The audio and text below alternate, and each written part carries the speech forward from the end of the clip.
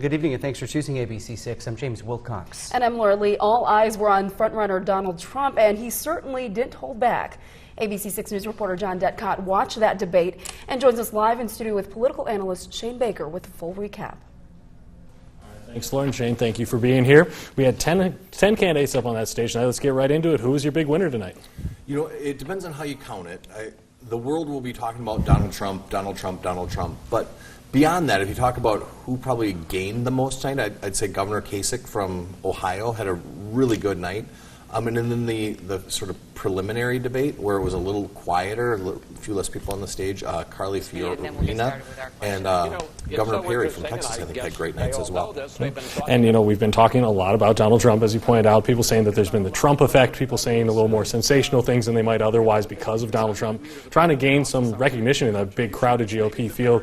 I guess, what was the tone of the debate tonight? Did we see any of that Trump effect?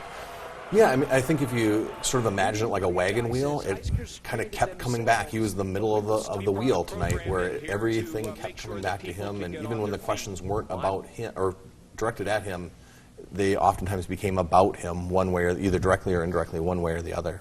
And as you mentioned, there was a second debate earlier in the night for the candidates that didn't make that top 10, but even some of the candidates that are on the stage tonight in the prime time, that top tier, if you will, they're still polling in the single digits. I guess who made really some noise at kind of the back of that pack that could move up following this debate? Again, I think Governor Kasich probably had the big night. He had announced just on July 30th, I believe it was. So he's really been a national figure for about a week and a half. I think he had the hometown advantage at being in Cleveland. So I think the crowd reaction favors him. Being from Ohio favors him.